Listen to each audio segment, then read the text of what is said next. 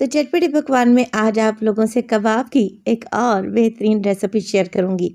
आज बनाएंगे जी vegetable creamy कबाब, मगर इसमें हमने क्रीम का बिल्कुल भी इस्तेमाल नहीं किया। बिस्मिल्लाहिर्रहमानिर्रहीम, अस्सलाम वालेकुम। खुश रहें, आबाद रहें, जहाँ भी रहें हैप्पी रहें और हेल्दी रहें।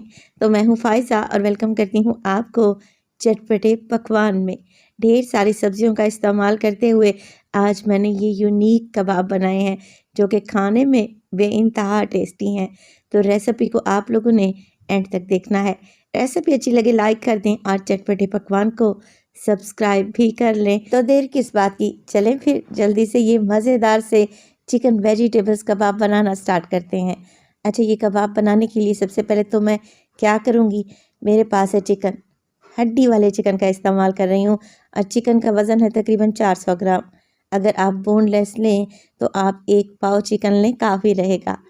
अब हड्डी वाले चिकन से क्या होगा, कबाब में ज़्यादा टेस्ट आएगा, क्योंकि हड्डियों का जूस जब हम यखनी में इस्तेमाल करेंगे तो कबाब मज़ीद क्रीमी बनेंगे। हाफ़ टी स्पून इसमें डाल दें नमक और इसे बॉयल करें 10 से 15 मिनट के लिए। देखें 15 मिनट के बाद चिकन अच्छे तरीके से सॉफ्ट हो चुका है और तकरीबन इसमें 1 कप के बराबर यखनी बच गई है। बस फ्लेम को ऑफ कर देंगे, चिकन को निकाल कर ठंडा कर लेंगे। अब चिकन को निकाल कर मैंने मोटा मोटा सा रेशा बना लिया है, श्रेड कर लिया है। और जो 1 कप चिकन की यखनी बच गई थी, इसमें हम डालेंगे कॉर्नफ्लोर, तकरीबन 5 टेबल स्पून। चावल खाने वाला ये जो चम्मच होता है ना, ये 5 भर के मैंने लिए हैं। अगर कॉर्नफ्लोर नहीं है आप लोगों के पास तो आप मैदा भी डाल सकते हैं। यखनी में कॉर्नफ्लोर को अच्छे तरीके से मिक्स करें, इसकी गुठलियों को ख़त्म कर दें और इसे घोल कर एक साइड पे रख दें। कबाब बनाने के लिए मैं क्या करूँगी, एक कढ़ाई में डाल दूँगी तकरीबन 2 से 3 टेबलस्पून के करीब कुकिंग ऑयल। ऑयल में शामिल करूँगी एक बड़े साइज़ का प्याज, जिसे आप लोगों ने मोटा मोटा सा ही चॉप करके डाल देना है। अच्छा, प्याज को यहाँ पर हमने सौते करना है 2 से 3 मिनट के लिए। बस प्याज हल्का सा गुलाबी पड़ने लगे और इसका मॉइस्चर ख़त्म हो जाए, बस जी प्याज रेडी है। इसे कलर नहीं देंगे। बस इसी स्टेज पर इसमें डाल दूँगी 2 हरी मिर्चें बारीक काट कर और इसमें डालेंगे 1 टेबलस्पून फ्रेश अदरक और लहसुन का पेस्ट। अदरक लहसुन को भून लें आप लोग 1 से 1.5 मिनट के लिए, क्योंकि अगर इसकी कच्ची स्मेल रह गई ना तो कबाब मज़े के नहीं बनेंगे। लहसुन अदरक को कोई कलर नहीं देंगे, बस 1 से 1.5 मिनट के लिए भूनें और इसमें डालें उबली और रेशा की हुई चिकन।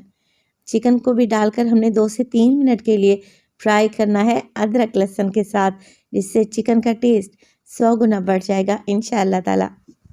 चिकन वेजिटेबल क्रीमी कबाब बड़े ही हेल्दी हैं, क्योंकि मैं इसमें सब्जियों का भी इस्तेमाल करूंगी। और ये कबाब थोड़े से चिकन से आप तकरीबन 15 से 20 बनाकर फ्रिज में रख सकते हैं 4 से 5 दिनों के लिए, बिल्कुल भी ख़राब नहीं होंगे इंशाअल्लाह ताला। चिकन को भून लें तो उसमें डालें 1 कप के बराबर बारीक कटी हुई गाजर। अच्छा, गाजर को मैंने डाइस शेप में काट लिया है, यानी कि छोटे छोटे चौकोर टुकड़ों में। और सेम टुकड़ों में कटा हुआ मेरे पास है शिमला मिर्च, ये भी 1 कप ही डाल देंगे। यहाँ पर आप अपनी मर्ज़ी की वेजिटेबल्स डाल सकते हैं, बंद गोभी इस्तेमाल कर सकते हैं, उबले हुए मटर डाल सकते हैं। चलें जी, चिकन के साथ ही सब्जियों को मैं फ्राई करूँगी 2 से 3 मिनट के लिए।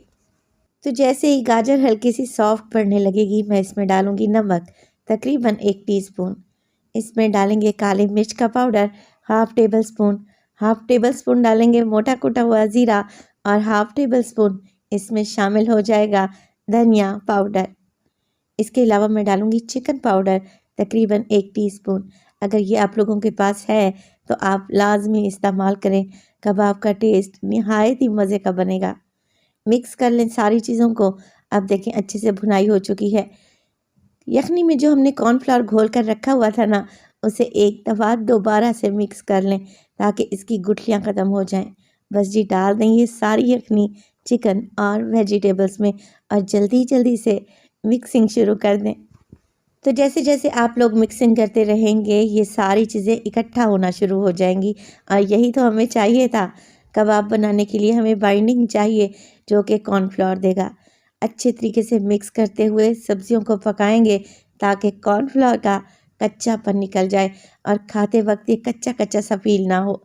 अच्छे तरीके से मिक्सिंग करें। जैसे ही ये सारी सब्जियां डो की शेप में आ जाए, बस इसे बोल में निकाल लें और रूम टेम्परेचर पर आने तक इसे अच्छे तरीके से ठंडा कर।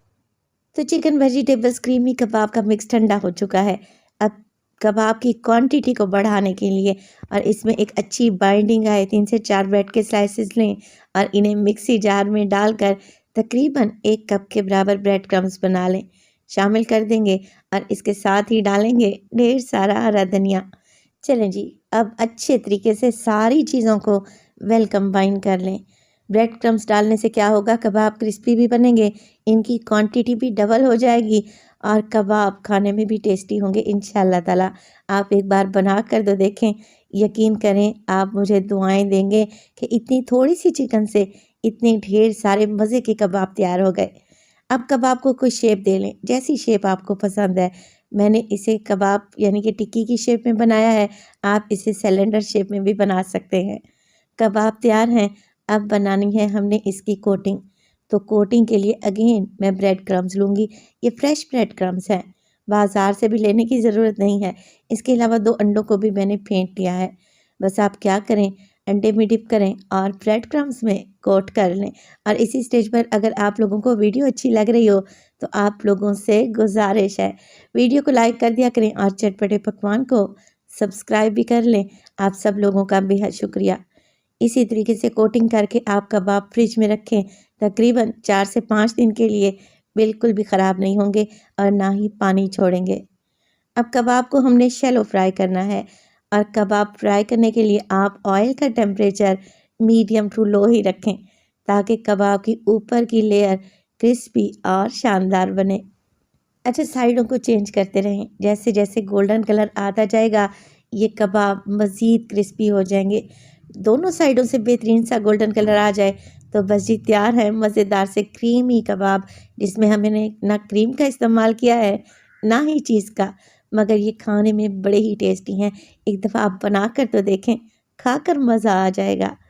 तो कबाब को मैं आपको तोड़ कर दिखाती हूँ कि ये कितने रेशेदार और कितने क्रीमी बने हैं। रेसिपी बनाएं और अपना फीडबैक दें कि आपको मेरी रेसिपीज़ कैसी लग रही हैं और मज़ीद आप लोग क्या देखना चाह रहे हैं।